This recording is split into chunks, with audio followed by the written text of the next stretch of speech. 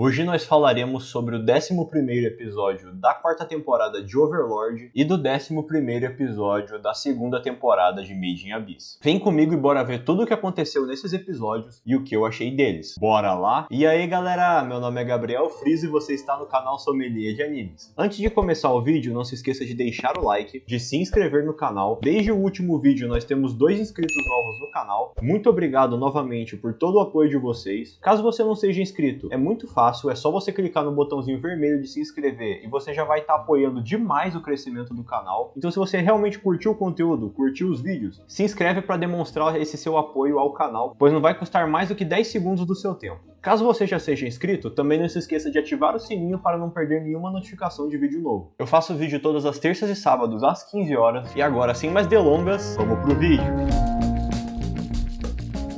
Começando com o 11º episódio da 4ª temporada de Overlord. O episódio começou com o rei de Restise pedindo para os seus nobres, os apoiadores do governo, fugirem para que ele enfrente sozinho, como representante da coroa, a ruína que está prestes a presenciar a capital real. Com muita lástima, o representante ali dos nobres que está conversando com o rei se despede dele e se prepara para fugir. Depois nos é mostrado alguns dos apoiadores do Ainz, do reino de Restise, a Vilma, que já apareceu anteriormente, mais alguns ali dos nobres que já apoiavam o Ainz desde o início da relação comercial entre Restise e o Reino Feiticeiro, e aí apareceu a Shalltear para levar eles e mais alguns dos seus subordinados para o Reino Feiticeiro, para que eles não fossem atacados durante o ataque à capital real, pois são apoiadores do Reino Feiticeiro. Um deles, inclusive, é mandado para o Kyorukou, que é um dos guardiões de Andares da tumba de Nazarick, que é responsável por torturar as pessoas também. Passa então para o início do ataque ao Reino de Restise. O Coquiltos e a Mari ficaram responsáveis por liderar o ataque. Enquanto eles estavam marchando para a capital, o Ainz e a Albedo ficaram ali observando. Apareceu o Azuf, que é aquele cara que utiliza o mecha vermelho, e então o Ainz pediu pra Albedo lidar com ele e testar a força dele. A Albedo tratou o Ainz de maneira bem diferente, o que deu uma estranheza ao mais a essa interação. Inclusive o Ainz estava sem aquele orbe vermelho que ficava no centro do seu corpo esquelético, que também dava um pouquinho mais de estranheza à situação do Ainz naquele momento. De qualquer maneira, a Albedo foi lá testar a força do Azuf e acabou que o Azuf era realmente muito fraco pra Albedo e a Albedo teve que até se controlar para não acabar destruindo a armadura de mecha. Enquanto Albedo estava lutando contra o Azuf, o Ainz sofreu um ataque surpresa de um cavaleiro ainda desconhecido a ele. Ele então perguntou o nome desse cavaleiro que vestia uma armadura de platina e havia várias espadas o rondando, e ele disse que seu nome era Rico Aganeia. O Ainz então convidou Rico Aganeia para fazer parte do Reino Feiticeiro, porque ele era um guerreiro visivelmente muito forte. Ele negou veementemente ali a oferta do Ainz e preparou um feitiço de barreira que impedia que o Ainz saísse daquele perímetro. Então o Ainz usou um feitiço de teleporte para sair do alcance do Aganeia quando viu que ele estaria interessado em lutar contra o Ainz, mas acabou que ele não conseguiu sair da barreira mágica do cavaleiro, o que é bem estranho também. Eles então começaram uma batalha, trocaram vários golpes, e o Ainz percebeu que esse cavaleiro na verdade estava sendo controlado remotamente por outra pessoa, porque até a maneira dele funcionar era estranha, pois as espadas que ficavam rondando ele também contavam como parte do próprio corpo dele, então dava para entender que aquilo não era nada mais do que uma marionete de outra pessoa muito mais forte por trás. Chegou um ponto que o Ainz estava tentando explicar ali os pontos dele para tentar convencer o Aganeia a se juntar ao Reino Feiticeiro, mas acabou que ele interrompeu o Ainz no meio do discurso. E isso fez o Ainz se ajoelhar, o que é outra ação bem estranha, mas que mesmo assim ele pediu, implorou pro Aganeia para ouvir o que ele tinha a dizer. E depois de dizer novamente pro Aganeia se juntar ao Ainz, a Albedo chegou furiosa pelo Ainz estar sendo desrespeitado pelo Aganeia, destruiu a barreira facilmente e expulsou o Aganeia do local. Passou então para uma conversa entre esse tal de Rico Aganeia e o Azuf após essa batalha. O Azuf perguntou se ele seria páreo para o Rei Feiticeiro, e o Aganeia, que na verdade é apenas um nome fictício, e na verdade a pessoa que o controla é um grande Lorde Dragão, o maior Lorde Dragão que existe, o mais poderoso, e o cavaleiro então disse pro Azuf que ele nunca seria páreo para o Rei Feiticeiro, e disse que o Rei Feiticeiro era até mais forte do que ele esperava que fosse. O Azuf também disse que ele não foi páreo para Albedo, ele não conseguiu fazer absolutamente nada contra ela, mesmo utilizando a armadura, e eles lamentaram que a cidade seria completamente destruída, porque não tinha nada que eles pudessem fazer para parar esse acontecimento. Depois mostrou esse Lorde Dragão até cogitando matar o Azuf e entregar a armadura para alguém mais competente, mas aí ele desistiu da ação, e aí passou novamente para Albedo e pro Ainz, dessa vez eles retornando então para Nazarick. O Ainz acaba ajoelhando para o próprio Ainz, e aí que nos é revelado que na verdade o Ainz que estava agindo de maneira extremamente estranha, e que inclusive foi desrespeitado pela Albedo, era o Pandora's Actor. Então quer dizer que o Ainz não estava naquela batalha, e então quer dizer que o Lorde Dragão considerou que o Ainz era mais forte do que o esperado, mesmo não sendo o Ainz e sim um sósia dele, o que quer dizer que ele vai se surpreender demais quando encontrar o Ainz de verdade. E aí acabou o episódio de Overlord. Bora então pro que eu achei do episódio. Bom, foi até com uma surpresa bem grande. Apesar das coisas estarem bem suspeitas pro lado do Ainz, eu realmente não esperava que fosse o Pandora Zactor que estivesse atuando no lugar do Ainz. E eu achei extremamente interessante também o fato de que ele conseguiria vencer essa armadura extremamente forte aí, que estava sendo controlada remotamente pelo Lorde Dragão, o que quer dizer que o Lorde Dragão ainda está aquém do nível do Ainz, mas ainda assim deve ser uma ameaça bem maior do que parece, pois ele conhece os players e ele disse que o dever dele é proteger esse mundo. Então deve ter ainda um backstory bem legal para ser explorado pro lado desse dragão aí, pois como foi dito, ele é o maior dos Lordes Dragões, então ele deve ser o cara mais forte aí desse mundo. E também foi bem interessante da estratégia do Ainz não ter utilizado o seu orbe vermelho para dar pro Pandora Zactor para sua atuação de Ainz ficar mais verdadeira, pois dessa maneira a Albedo conseguiu quebrar o feitiço do Lorde Dragão, e isso fez com que o Lorde Dragão pensasse que na verdade a player era a Albedo e não o Ainz, porque como o Pandora Zactor é mais fraco que a Albedo, ele não conseguiu quebrar a barreira, e também a Albedo possuía um item mundial com ela, coisa que o Pandora Zactor não possuía. Essa grande jogada aí por parte do Ainz fez com que o Lorde Dragão tivesse uma conclusão precipitada sobre o que estava acontecendo e fez a Albedo parecer mais forte que o Ainz. Da próxima vez que eles se encontrarem, se for o Ainz dessa vez que estiver lutando contra ele, ele vai tomar uma sova bem inesperada, porque ele não vai estar preparado pro quão forte o Ainz de verdade é. No mais, esse foi um episódio bem interessante. Só uma pena que eles não mostraram nada do ataque à cidade. Creio eu que será o foco do próximo episódio, mostrar como que o Coquiltos e a Mari vão lidar com todas as pessoas que estiverem defendendo a cidade, e principalmente os mais fortes, como por exemplo, talvez a Rosa Azul apareça, ou talvez a Escritura Negra também, e os lutadores que a gente já viu, que foi o Aganeia, que é o Dragon Lord, e o Azuf, que é o cara do Mecha Vermelho. Creio eu agora que definitivamente a Batalha de Restize vai acabar no episódio que vem, porque agora que eles já cumpriram o seu objetivo principal na invasão a Restize, que seria identificar inimigos poderosos e potencialmente até mesmo players, agora eles têm espaço para tentar descobrir quem que está por trás dessa armadura aí que era o Rico Aganeia, pois o Pandora Zactor percebeu que ele estava sendo controlado remotamente. Agora só falta encontrar essa pessoa e finalmente ter um duelo à altura dos poderes do Ainz ou até mesmo de algum dos seus subordinados, pois até agora não teve ninguém que fosse páreo para nenhum deles. Principalmente os de nível bem alto, os líderes de cada andar da tumba, que são os que mais convivem com o Ainz e que mais aparecem no anime. Eu acho que é isso por hoje de Overlord. Bora pra Made in Abyss.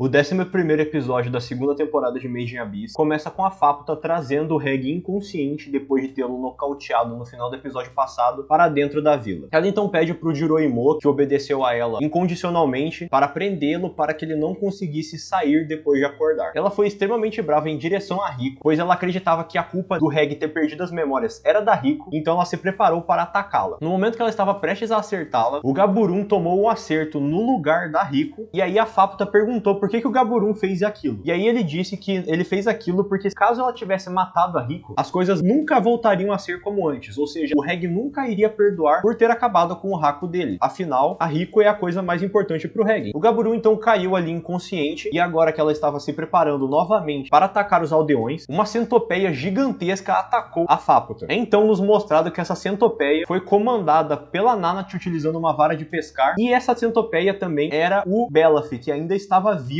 Eu disse no episódio passado que ele havia morrido, mas na verdade ele não morreu, com a sua pele ainda um pouco decadente por ter saído por um tempo da vila, mas ele ainda estava ali, vivo, para enfrentar a Faputa. Ele então chamou a Faputa para enfrentá-lo, mas ele não ofereceu resistência nenhuma contra a Faputa. A Faputa simplesmente aniquilou ele de dentro para fora. Ele então liberou do seu corpo o cheiro que fez a Faputa lembrar das memórias dele, enquanto a Irumyuui ainda era apenas uma criança. O desejo da Faputa de destruir a vila, que foi herdado da mãe, entrou em conflito com essas memórias felizes que a própria mãe dela também tinha, pois isso era uma coisa que nunca foi apresentada a ela antes. E então ela ficou indecisa de que caminho seguir, porque existiam duas versões da mãe dela, a versão da mãe dela que amava a todos e também a versão dela que queria que todos morressem, e essas duas colidiram nesse exato momento que o cheiro do Belaf atingiu a Faputa, e como uma última mensagem para ela, ele disse que ela deveria encontrar o seu próprio valor, ela deveria encontrar o seu motivo para viver. Enquanto a Faputa estava imóvel, completamente confusa, os animais silvestres da sexta camada começaram a invadir simultaneamente a Vila Iruburu, agora que ela não possuía mais as suas propriedades defensivas. Como havia muito sangue acumulado pelo massacre que a Faputa causou, todos os monstros da camada foram atraídos para esse local e ele se tornou um campo de caça perfeito para os animais da sexta camada. Até mesmo a Faputa não conseguiu escapar dessa investida dos animais, pois a quantidade era imensa e ela já estava extremamente cansada. Ela estava recebendo vários danos sem conseguir revidar e ela não possuía nenhum material para que ela conseguisse se curar, pois ela era imortal. Então ela estava sofrendo de demais e ela começou até a questionar a própria imortalidade dela, pois se fosse para a imortalidade apenas servir para ela sofrer mais, então quer dizer que a imortalidade não possuía mais valor para ela. Um daqueles dragões turbinídeos que já apareceu anteriormente nessa temporada chegou para atacá-la e ela não possuía mais chance de escapatória, ela seria aniquilada ali mesmo. Nesse momento então, o Gaburum soltou um último disparo para atrair a atenção daquele monstro enorme e esse monstro então foi atraído até o Gaburum. O Gaburum, vendo que ele não poderia mais fazer nada, conseguiu pelo menos proteger no último momento de vida dele ali a Faputa, até que ele fosse completamente aniquilado pelas patas daquele monstro enorme que pisaram na sua cabeça até não sobrar mais nada. A Faputa ficou extremamente triste com essa morte ali do Gaburum, mas ela não tinha nem mesmo tempo para ficar triste, porque enquanto ela chorava pela morte dele, vários e vários animais começaram a atacá-la simultaneamente também. Enquanto toda essa comoção estava acontecendo, a Nanate estava tentando entender o que estava acontecendo na vila e qual que era o objetivo do Azukian, agora que ela sabe de todas as memórias da vila que foram dadas a ela pelo Belaf. Ela então presumiu que o Azukian queria criar uma nova vila Iruburu com mais um berço dos desejos, que é aquela relíquia que foi utilizada na Irumiui, só que dessa vez utilizando a Nariko, sendo ela então a sacrificada para fazer todos eles prosperarem mais uma vez. Percebendo esse plano maluco do Azukian, a Nanate então está tentando pensar em uma maneira de parar esse plano maligno. Após a Faputa adquirir as memórias da sua mãe, o Azukian percebeu que a situação ia ficar muito complicada para ele, pois ele tem certeza que a Irumiui guarda o maior rancor possível por ele, pois ele foi o maior responsável para que tudo isso acontecesse com ela, e ele fugiu então com a Vueko para o subsolo da vila para se esconder de todo esse massacre que estava ocorrendo na superfície. O dragão Turbinídeo então lançou um projétil de gosma ácida na Faputa enquanto ela estava sendo completamente trucidada pelos animais e ela foi jogada em uma das cavernas da vila. Nessa caverna haviam vários Narihati escondidos e eles então perceberam que a situação da Faputa estava completamente complicada e ela não conseguia mais fazer nada, então eles ofereceram partes do próprio corpo para alimentar a Faputa para que ela conseguisse salvá-los dessa ameaça iminente que aparecia na vila. A Faputa então começou a se curar e ela começou a pensar no que ela poderia fazer daqui para frente, pois agora que ela foi confrontada contra seus próprios valores, pela própria mãe, pelos próprios sentimentos que ela conseguiu sentir por meio das memórias do Belaf, ela deveria acabar com essa dúvida de uma vez por todas. Ao sair completamente renovada e até com uma aparência mais bonita do que antes de ter recebido todo esse alimento dos aldeões da vila, ela afirma com convicção completa que ela mesma irá encontrar o seu próprio valor daqui para frente. Surgiu então um alvo nos olhos da Faputa indicando que alguma relíquia foi ativada e aí acabou o episódio de Made in Abyss. Provavelmente esse alvo no olho da Faputa quer dizer que algumas dessas relíquias aí que ela possui no seu peito, algum desses ovos do desejo, tenham finalmente ativado e concedido a ela algum poder. Principalmente agora que ela realmente está disposta a descobrir o que é o valor para ela, pois até agora ela havia sempre seguindo as sombras do rancor da sua mãe e foi dessa vez finalmente confrontada com as emoções positivas também de sua mãe que ela conseguiu ver por meio do Belaf. A transformação da Faputa ao longo dessa temporada foi extremamente interessante e está sendo extremamente interessante, pois dá pra ver que ela não é uma pessoa má, ela apenas está sendo influenciada pela maneira que ela nasceu, pelas circunstâncias do seu nascimento, que no caso foi esse desejo da mãe de se vingar da vila, mas que agora deu lugar a uma indecisão e posteriormente vai dar lugar então a um crescimento do personagem que vai começar a descobrir o valor por si própria e viver por si própria e não sempre nessa sombra do rancor da mãe. O trabalho de personagem nessa temporada foi muito bom, especialmente com a Nanate nesse último episódio e com a Faputa ao longo de toda essa temporada. O autor tá de parabéns, conseguiu de novo aí trazer um crescimento muito bom ali pros personagens. Creio eu que agora que a Faputa está renovada, está mais forte do que nunca, ela vai conseguir reverter essa situação aí da vila e acabar com essas ameaças externas que acabaram de aparecer. Eu espero também que o Azukian não consiga completar o seu plano, pois seria muito triste que a Riko virasse uma nova vila Iruburu, mas colocando a fé no fato de que ela é a protagonista, eu acho que o plano do Azukian não vai dar certo, mas de qualquer maneira não adianta nem especular tanto, porque semana que vem acaba essa temporada de Made in Abyss, vai acabar no 12º episódio, que vai lançar quarta-feira da semana que vem, então a gente não vai precisar ficar tanto tempo especulando, nem vale a pena, porque tá pertinho aí já, mais alguns dias apenas, e a gente já vai ter a nossa resposta sobre quem ganhou, o que vai acontecer, se a Faputa vai morrer, se ela vai ficar viva, se ela ficar viva, o que vai acontecer com ela, o que ela vai considerar como sendo valor daqui pra frente, será que ela vai escolher seguir junto com os protagonistas até o fundo do abismo, será que ela vai escolher viver a sua própria vida na sexta camada? A gente vai ter que esperar novamente, como eu disse, a semana que vem pra obter todas essas respostas, mas eu creio que vai dar tudo certo sim, a Faputa vai conseguir sim transmutar essa raiva, esse propósito de vida que ela herdou da mãe em algo novo e completamente único que funcione pra ela e não somente pra agradar a mãe. Quando o Reg acordar, talvez seja até possível que a Riko utilize seu apito branco pra novamente dar aquele poder necessário pro Reg conseguir enfrentar os inimigos, pois como ela disse ao longo do episódio. Tanto ela quanto a Prushka estavam exaustas, então elas não conseguiriam utilizar o poder delas em 100%. Bora ver realmente o que vai acontecer na semana que vem. O negócio é esperar, porque tá quase acabando. Eu não vejo a hora de semana que vem chegar. É isso por hoje, valeu! E esse foi o vídeo, galera. Eu espero que vocês tenham gostado. Comentem o que vocês acharam dos episódios aqui na aba dos comentários. Eu estarei respondendo todos vocês na medida do possível. Então sinta-se à vontade para comentar o que você quiser aqui na aba. Eu espero vocês no próximo vídeo. Fui, galera! Valeu!